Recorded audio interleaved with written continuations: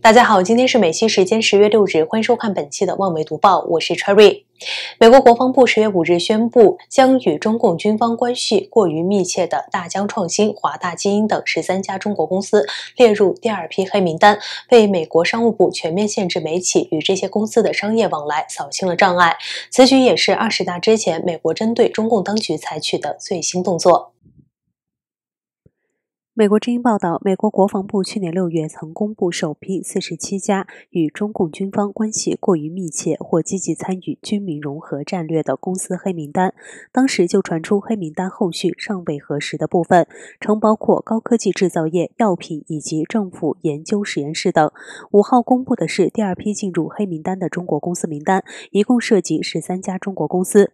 美国国会去年通过并经总统签署而称为法律的2021年度国防授权法案，明确要求美国国防部将那些可能直接或间接与美国有生意往来、与中共军方关系密切或积极参与中国军民融合战略的公司列入黑名单。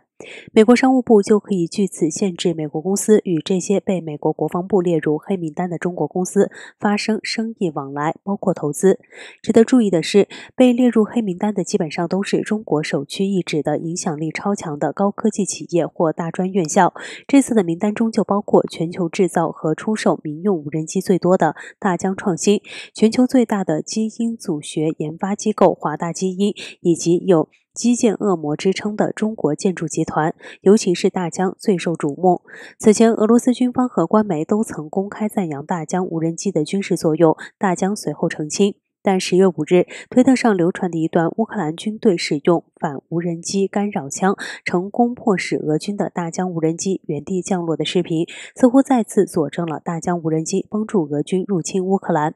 美国国防部5日在一份声明中表示，美国国防部决心指明并反制中共军民融合战略，国防部将持续更新这一名单，并将额外的实体加入其中。同时，美国政府保留依据国防授权法案以外的其他授权，对这些实体采取额外行动的权利。不过，美国商务部目前还没有对这13家中国企业做出进一步的限制或制裁措施。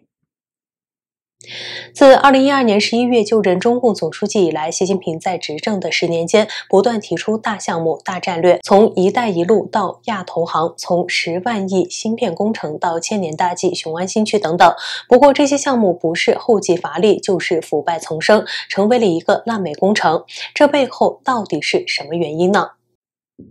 自由亚洲的综述报道指出，中共20大将近，回顾习近平执政10年来干砸的大事，网友们近期曾总结出一份烂尾排行榜，其中排名前3位的分别是10万亿芯片工程、一带一路和雄安新区。首先让我们来看看烂尾排名第1的10万亿芯片工程。今年7月间，一场前所未有的反腐风暴横扫中国芯片行业，多位国家集成电路产业投资基金股份有限公司高管相继被查。彭博社随后发文指出，这些腐败问题调查是因为中共领导人习近平对于数年来投入巨资发展芯片却仍无法取得突破，抵御美国芯片制裁而感到愤怒与挫折。据官方调查，仅在2020年1月至10月期间，中国新成立的半导体企业至少有 5.8 万家，相当于每天添加200家，其中大部分没有任何芯片经验或技术，只是蹭热度骗经费。芯片大跃进的结果就是巨额损失和普遍烂尾。据统计，2019年至2020年间，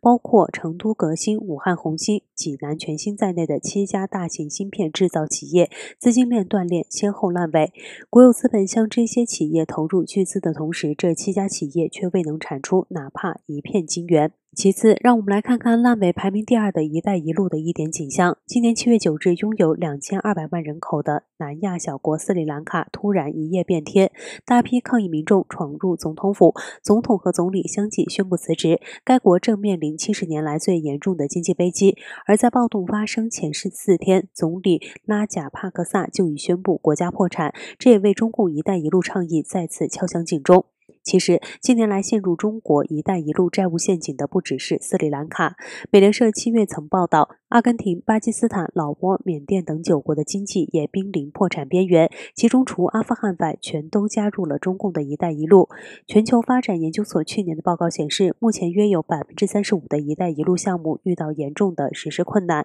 如腐败现象、劳资纠纷、环境破坏以及民众反对，也有越来越多的国家已经选择搁置一带一路项目。第三，让我们来再看看南美排名第3的千年大计雄安新区是如何变成5年小计的。2017年4月1日，这个西方称为愚人节的日子，官媒共同发布了设立国家级雄安新区的消息。据官媒报道，截止2021年上半年，雄安新区累计完成投资2600多亿元，125个重点项目在推进。北京在雄安新区注册成立企业超过1000家。不过，千年大计的雄安新区真的雄起了吗？其实，雄安新区早已呈现出破灭迹象。2021年9月1日，河北雄安新区条例正式实施，当时舆论就认为这标志着雄安已被降格为地级新区，因为中央看到这个千年大计难以实现，索性把它甩给地方政府。在网友总结的习近平10年烂尾工程排行榜上，还有扶贫工程、中国制造、房地产、千人计划等一长串的名单。正如网友写道，谁应该为这些不得人心的浪费与折腾负责呢？是继续折腾下去，还是及时刹车？中共20大后可见分晓。20大前夕，中共网络维稳措施进一步升级，众多微信、微博网民抱怨，他们无法正常的发言，只能转载官媒报道或网络截图。经常翻墙至境外网站的网民更发现，部分翻墙软件无法正常的使用，甚至失效。综合报道，从10月1日起，中共网络警察全面清理自媒体如抖音、微博及微信群组等境外社交平台推特账号。观察者5日留言，发现自己在亲友群、同学群中已无法正常说话，也无法传播真相，才开始翻墙出来，找能正常说话的地方。但这里依然没有朋友，没有亲人，在墙内阻挡人们正常交流，造成分裂和对立的，不光是魔鬼绑架了网络，更是无尽的恐吓和暴力。有推特网民回应，几乎所有的自媒体消失，而官方媒体几乎只有原封不动的转发通告，而大量的公安的通报重点都变成了对老百姓赤裸裸的恐吓。当你被追究时，还会明确的告诉你，将严重的影响子女甚至后代，这绝不是个案，而是自己极少数朋友的切身经历。江苏网民冯女士也表示，她所在的众多微信群近期突然被封，而她自己建的3、4个群也被封，近期就连使用 VPN 翻墙都很困难。据网络技术人员分析，除了严管中共国境内微信用户之间的联系，还要切断他们与网络防火墙外世界的联络。中国名誉人士王丹就在个人推特上质疑，微信甚至已经切断已遭屏蔽的海外账号与中国国内用户之间的私聊功能，在中国境内外的微信用户之间建立起新的防火墙，这反映出中共对于信息自由流通的恐惧和担忧。他批评中共说什么这个自信那个自信都是假的，整天生活在风声鹤唳和杯弓蛇影之中，根本毫无自信。新加坡自今年放开疫情管控措施，恢复社会正常活动之后，惊讶地发现，中国富豪涌入新加坡的豪宅市场，疯狂扫货，成为购买新加坡豪宅的外国买家中的第一大主力。据路透社报道，新加坡房地产最新报告显示，今年前8个月，外国人购买新加坡房地产的交易总量已经接近了新冠病毒大流行疫情爆发前的水平。其中排名第一的是中国买家，在这8个月中，他们总计购买了932套私人公寓。报告说，在价值500万新加坡元以上的豪华公寓中，中国买家也是名列前茅。报道分析指出，新加坡对世界各地的富人有着独特的吸引力，主要原因是这个位于东南亚的城市国家政治稳定，货币坚挺，而且还是富人们喜爱的资产避风港。另外一个令中国买家对新加坡豪宅感兴趣的因素是，中国房地产业正在面临一场深刻的信贷危机。相当数量的大型房地产开发商由于多年来扩张过度，再加上政府近年来收紧银根，而纷纷陷入债务危机，整个行业的销售出现断崖式下跌，一片萧条景象。此外，新加坡出售的家庭办公室数量去年也出现了大幅度增长，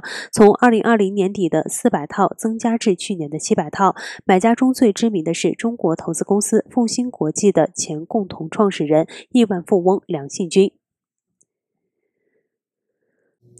好了，以上是本期望美读报的全部内容，感谢大家的收看，我是 Cherry。如果你喜欢我们的节目，欢迎您点赞和转发我们的视频，我们下期节目再会。